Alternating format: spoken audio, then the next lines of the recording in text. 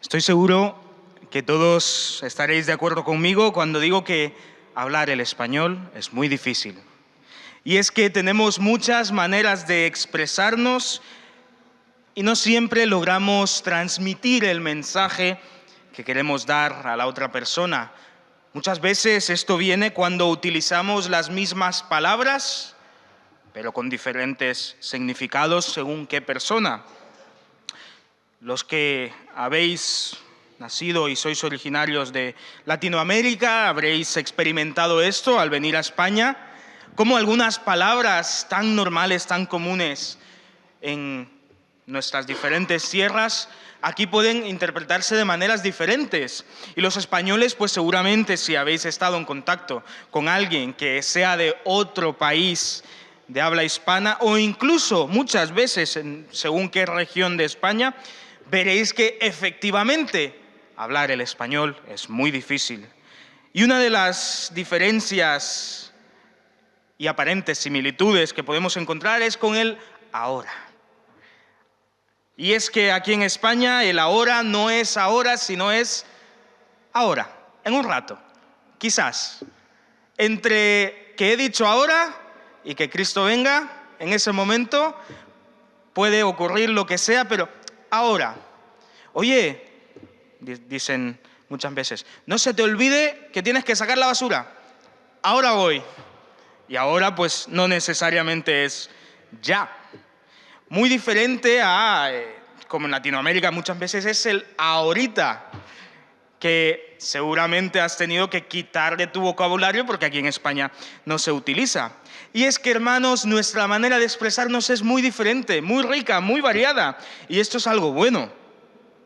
Y es que me interesa mucho este ahora, porque el Señor viene pronto. Y esto es una realidad. El Señor está por venir. Y esta afirmación ha formado parte de la vida de la Iglesia desde sus inicios.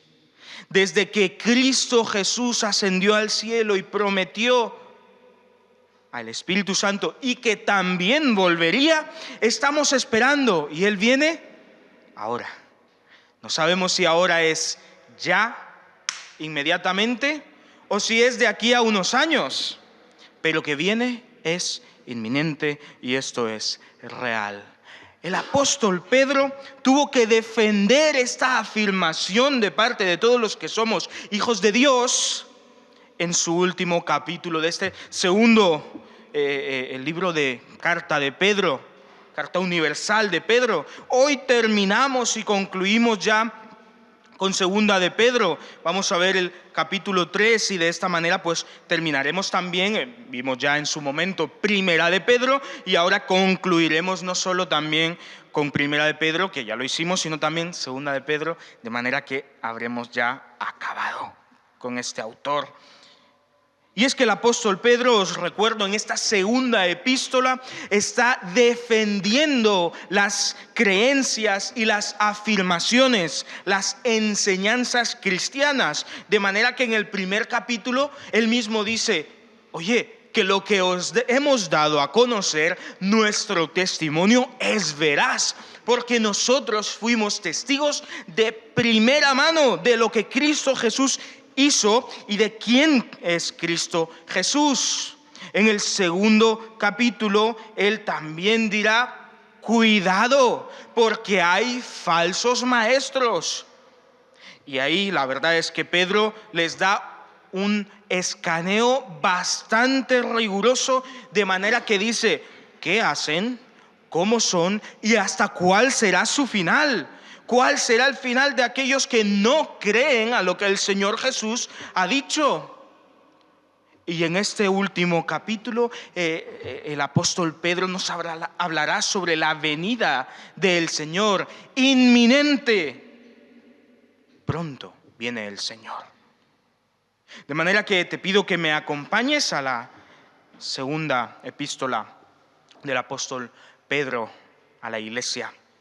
Vamos a poner este tiempo en las manos de Dios. Padre Santo, gracias, oh Señor, por el privilegio de poder estar aquí un buen grupo de tus hijos estudiando y escudriñando la palabra. Padre, porque como bien hemos visto, tenemos la palabra profética más segura. a la cual debemos estar atentos. Y por eso, Señor, hoy abrimos nuestras Biblias y te pedimos que hables a nuestros corazones que están sedientos de ti. Padre, habla a nuestro ser, corrige, Señor, lo que es deficiente. Padre, moldéanos y transfórmanos a tu imagen. Queremos ser como tú. Y no podemos hacer esto si no estamos atentos al testimonio de Cristo Jesús, a lo que tu palabra dice sobre ti. Padre, queremos ser buenos maestros. A diferencia de estos falsos maestros, nosotros hemos conocido a Cristo Jesús como nuestro Señor y Salvador y queremos darlo a conocer aún a otros, porque solo en Cristo Jesús hay salvación y perdón de los pecados. Así que, Padre, habla hoy a tu iglesia, porque tu iglesia hoy aquí está atenta a tu voz. En el santo nombre de Cristo Jesús pedimos todo esto, te alabamos y te glorificamos. Amén. Pues dice Segunda de Pedro, capítulo 3, versículos 1 al 7. Amados, esta es la segunda carta que os escribo.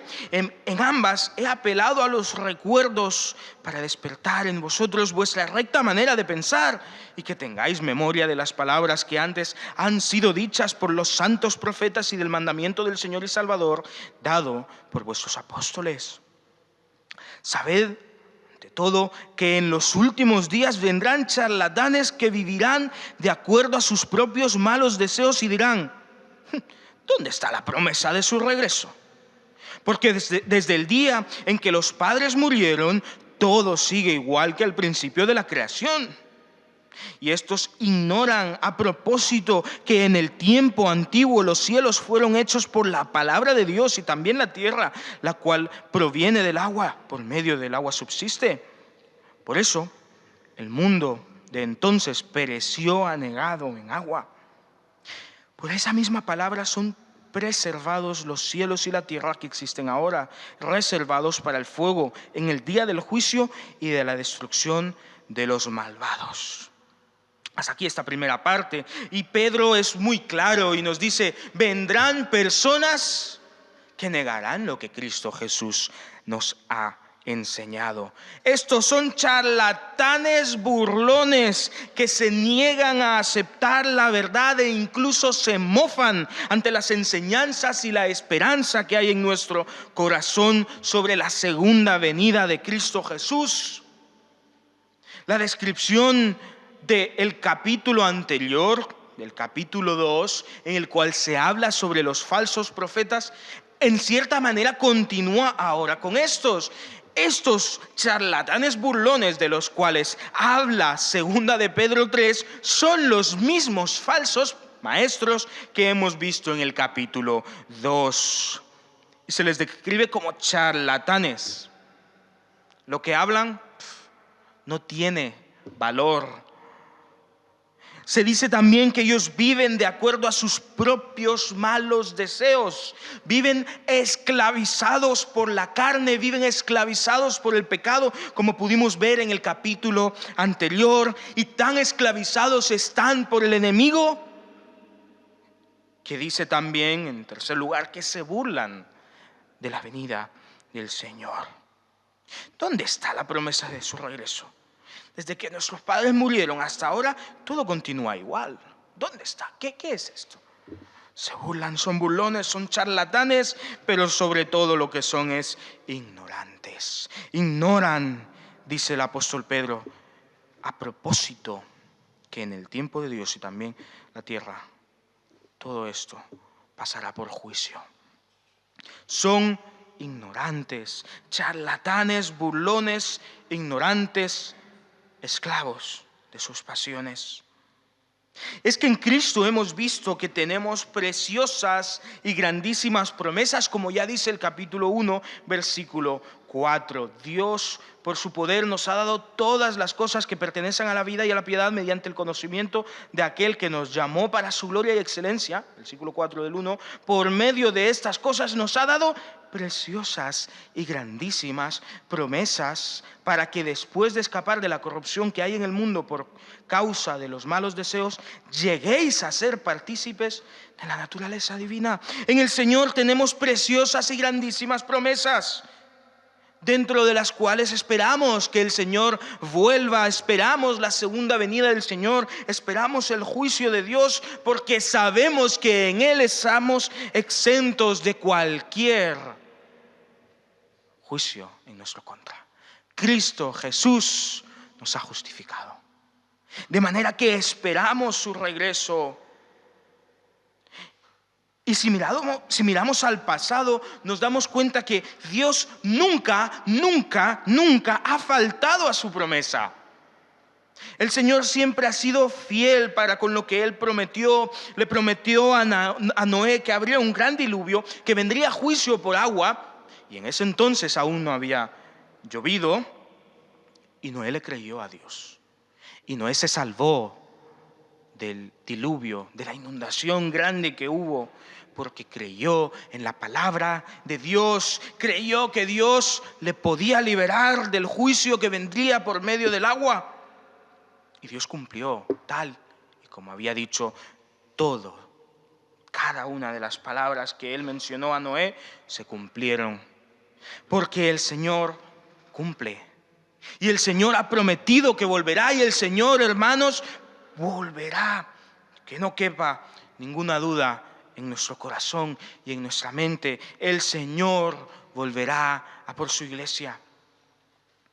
No seamos nosotros como los charlatanes, burlones, ignorantes que viven atrapados por sus malos deseos. Esperemos al Señor, porque sabemos que nuestra esperanza no es vana, sino que en Cristo Jesús todo lo que Él promete es sí y amén. Sin lugar a duda, Él viene a por su iglesia. Continúa diciendo capítulo 3, versículos 8 en adelante. De cualquier modo, amados, no ignoréis una cosa, y es que para el Señor un día es como 1000 años, y 1000 años son como un día. El Señor no retarda su promesa tal como algunos piensan, sino que es paciente con nosotros, pues no quiere que ninguno perezca, sino que todos se arrepientan. Pero el día del Señor vendrá como ladrón en la noche. En ese día los cielos desaparecerán en medio de un gran estruendo, los elementos del mundo arderán y serán reducidos a cenizas, y la tierra junto con todo lo que hay en ella será quemada. Puesto que todas estas cosas han de ser destruidas, conviene que vuestra manera de vivir sea santa y piadosa, mientras esperáis con ansias la venida del Señor, la venida del día de Dios. Ese día los cielos arderán y serán destruidos, los elementos se derretirán por el calor del fuego, pero nosotros esperamos, según sus promesas, cielos nuevos y tierra nueva, en los cuales habita la justicia. Por eso, amados, mientras esperáis que estas cosas sucedan, haced todo lo posible para ser hallados en paz, intachables e irreprensibles, y tener en cuenta que la paciencia de nuestro Señor Jesucristo es para salvación. Así os ha escrito también nuestro amado hermano Pablo, según la sabiduría que le ha sido dada en casi todas sus epístolas, habla de estos temas. Aunque hay algunas cosas difíciles de entender que los ignorantes e inconstantes tuercen, como hacen también con las Escrituras para su propia perdición. Viene juicio y es inminente. Así como el Señor viene, Él viene y viene a impartir justicia, porque es un Dios justo. Y es que Dios también, por otro lado, no se limita al tiempo, no está limitado al tiempo. Él es atemporal. Él no está atado por el tiempo. Él no se ha retrasado, sino que, como nos dice el versículo 9, Él es paciente para con nosotros, pues Él quiere que todos nos arrepintamos y vengamos al conocimiento de su verdad. La venida del Señor será para arrebatamiento de algunos, pero para fuerte juicio para otros. Dios viene, es inminente. La pregunta es, ¿tú esperas su venida? La pregunta es, ¿esperas su venida con todas las bendiciones que esto conlleva? o cuando Él venga, te espera juicio. Porque solamente en Cristo Jesús tenemos vida eterna. Y el apóstol Pedro no se calla respecto a la gravedad del juicio de Dios. Todo cuanto existe será destruido, será reducido a cenizas, el mundo entero arderá, todo será quemado y arrasado, no quedará nada. El juicio del Señor es absoluto, el Señor es justo y viene a impartir justicia a un mundo totalmente corrompido, a un mundo totalmente sumergido en el pecado, y por lo tanto con su juicio viene la destrucción absoluta. Y solo en Cristo Jesús tenemos escapatoria, porque Cristo Jesús, por su gracia y misericordia, por su obra en la cruz, si vamos a sus pies, nos declara justos, inocente. No hay juicio para nosotros. Todos los que somos de Cristo, entonces somos llamados a vivir una vida santa, una vida agradable para Dios. Versículo 13: pero nosotros esperamos, según sus promesas, cielos nuevos y tierra nueva, en los cuales habita justicia. Por eso, amados, mientras esperáis que estas cosas sucedan, haced todo lo posible para ser hallados en paz, intachables e irreprensibles, y tened en cuenta que la paciencia de nuestro Señor Jesucristo es para salvación. Y es que la espera por la venida de Cristo Jesús es una espera activa. Esperamos al Señor ocupados en vivir una vida santa, intachable. Esperamos al Señor cumpliendo la misión que Dios nos ha dado como iglesia. Nuestra espera no es pasiva, no es sentados haciendo nada. No, nuestra espera es en obediencia a Dios. ¿Crees que Cristo viene? ¿Crees que Cristo es suficiente como para salvarte del juicio? ¿Crees que Cristo Jesús es Señor sobre el universo y en Él hay salvación de los pecados? Entonces en tu vida debe haber acción, debe haber santidad, debes vivir de manera intachable, de manera irreprensible, porque de lo contrario, hermanos, estamos siendo como los falsos maestros que, conociendo a Cristo, volvieron atrás. De manera que el apóstol Pedro dice que son como el perro que vuelve a su vómito y la puerca que recién lavada vuelve a revolcarse en el lodo. ¿Crees en Cristo Jesús? Pues no vuelvas atrás. No vivas de la manera desordenada en la que antaño vivíamos. No, tenemos una nueva identidad en Cristo Jesús, y esperar su venida es una espera activa. Y si no tienes a Cristo Jesús como tu Señor y Salvador, que sepas que viene juicio y es inminente.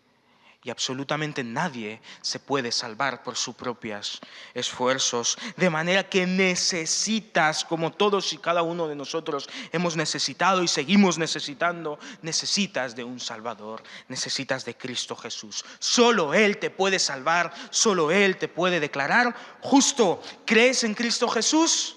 Entonces tú ya estás libre del juicio. Esto es el Evangelio, que Cristo Jesús es portador de buenas noticias. De lo contrario, lo que nos espera es juicio. Y termina el capítulo 3 y el libro también de Segunda de Pedro, versículos 17 y 18, diciendo: así que vosotros, amados, puesto que ya sabéis todo esto de antemano, estad en guardia. No sea que, arrastrados por el error de esos malvados, seáis engañados y caigáis de vuestra firme posición. Antes bien, creced en gracia y en el conocimiento de nuestro Señor y Salvador Jesucristo. A Él sea gloria, ahora y hasta el día de la eternidad. Amén Por lo demás, somos llamados a vivir una vida atentos a las falsas enseñanzas que puedan aparecer, en guardia, custodiando la verdad, porque en Cristo Jesús tenemos la verdad, porque su palabra es la verdad, y custodiarla significa estudiarla, significa escudriñarla, significa vivirla. Y ya hemos visto lo que el apóstol Pedro dice sobre la palabra de Dios, versículo 19 del capítulo 1. Tenemos la palabra profética más segura, a la cual hacéis bien en estar atentos, como a una antorcha que alumbra en lugar oscuro hasta que despunte el día y el lucero de la mañana amanezca en vuestros corazones. Debemos estar atentos a la palabra de Dios, en guardia, vigilantes. Y es que no podemos conocer que una enseñanza es falsa si no conocemos la enseñanza verdadera. Todo lo que se aleja de la palabra de Dios, todo lo que no es bíblico, es falso. Y quien lo enseña es un falso maestro. Y nosotros no estamos exentos de caer en las trampas del enemigo si no estamos atentos a la palabra de Dios. Hermanos, estamos a merced del engaño. Porque solo en Cristo podemos estar vigilantes de lo que es verdadero. Estad en guardia, no sea que arrastrados por el error de esos malvados seáis engañados y caigáis de vuestra firme posición. Conocemos la verdad, hemos aprendido la verdad, encarnamos la verdad, pero es una tarea constante. Por eso, decía el apóstol Pedro también en el capítulo 1, versículo 12, por eso yo no dejaré de recordaros siempre estas cosas, aunque vosotros las sepáis y estéis afirmados en la verdad que habéis recibido. Mientras yo esté en este mundo, considero que es mi obligación llamaros la atención con mis consejos. El apóstol Pedro dice, mira, yo mientras esté aquí, aunque yo sepa que estáis en la verdad, estaré atento y vigilante, cuidando que no salgáis de la verdad. Esta es mi tarea, dice el apóstol Pedro. Es mi obligación como apóstol del Señor.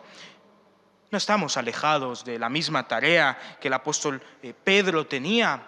Nosotros hemos sido llamados a guardar a nuestros hermanos. Estamos atentos a la verdad, en primer lugar, para nuestra vida, pero también para cuidar a los demás, para predicar y enseñar la verdad. De lo contrario, estamos siendo, hermanos, falsos maestros. De manera que el Evangelio nos enseña que la vida en Cristo Jesús es una vida de espera activa, de una espera en guardia, vigilantes. Versículo 18, antes bien, creced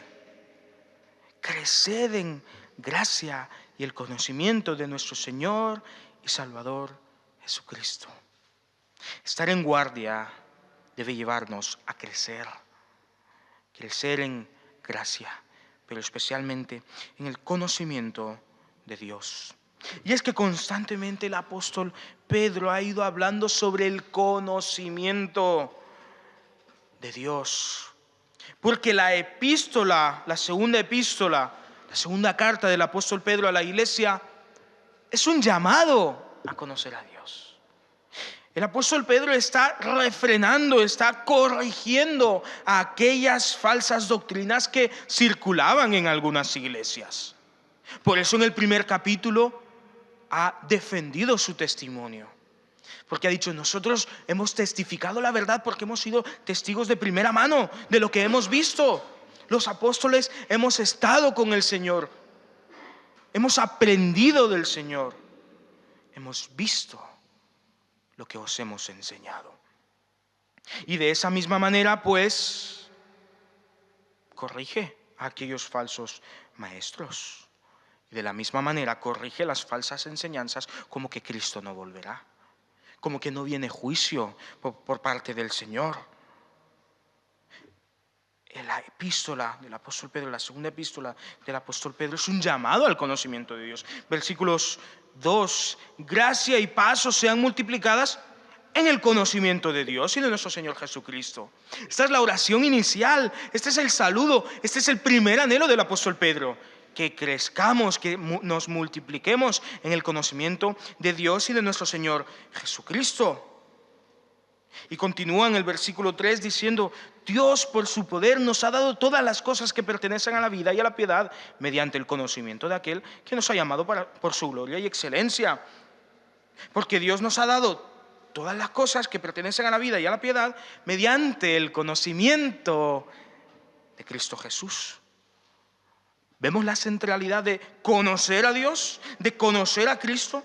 Y se vuelve a repetir, versículos 5 al 7. Por esto mismo, esforzaos al máximo en añadir a vuestra fe virtud, a la virtud, conocimiento. Debemos conocer al Señor. Está en la lista que hemos visto ya en el primer capítulo de la segunda carta del apóstol Pedro a las iglesias. Debemos crecer en conocimiento. No podemos estancarnos, no podemos estar satisfechos con el conocimiento que tenemos ahora mismo. Debemos crecer. Debemos conocer cada vez más al Señor. Debemos añadir conocimiento a nuestra vida diaria. Versículo 8 del primer capítulo también. Si tenéis estas cualidades, la lista que mencionábamos antes, y las desarrolláis, entonces no estaréis inactivos ni sin fruto en cuanto al conocimiento de nuestro Señor Jesucristo. Es que debemos encarnar los atributos anteriores. Es que solamente así, solamente conociendo al Señor, podremos estar activos en la obra que Él nos ha dado. Podremos dar fruto tal y como Él nos demanda. Estad en guardia, nos decía al final. Pero si no hay conocimiento del Señor, no podemos estar activos. No podemos estar esperando al Señor sin crecer en conocimiento. Y sigue hablando el apóstol Pedro sobre el conocimiento en el versículo 16 del primer capítulo también.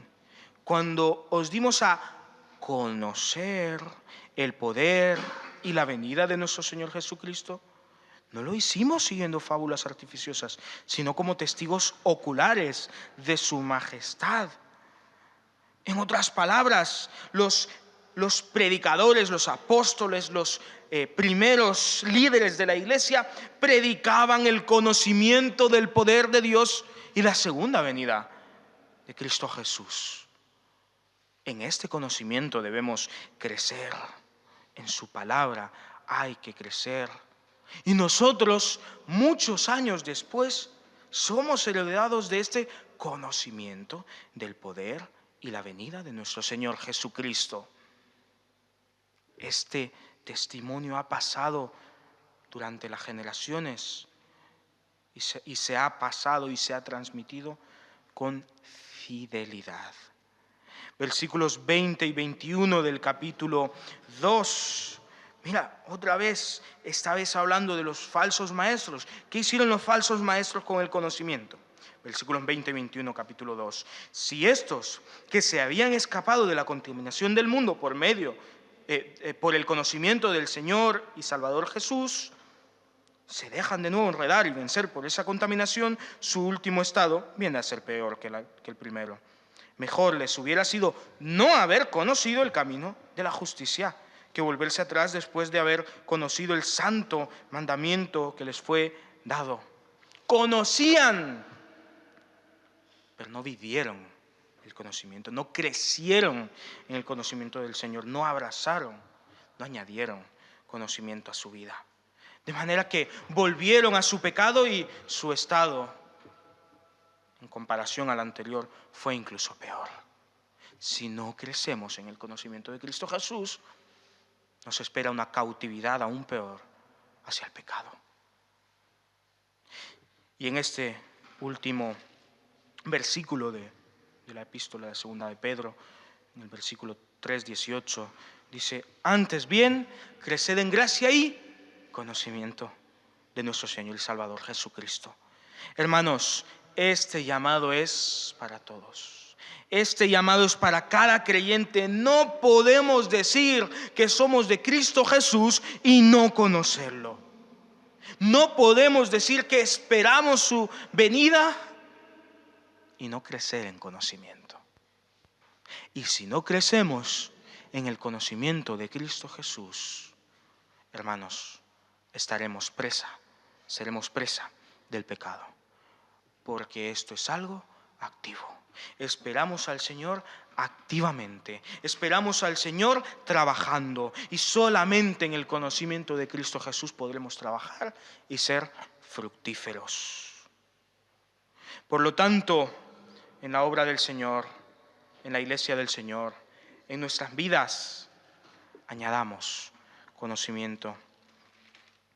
Gracia y paz os sean multiplicadas en el conocimiento de Dios y de nuestro Señor Jesús.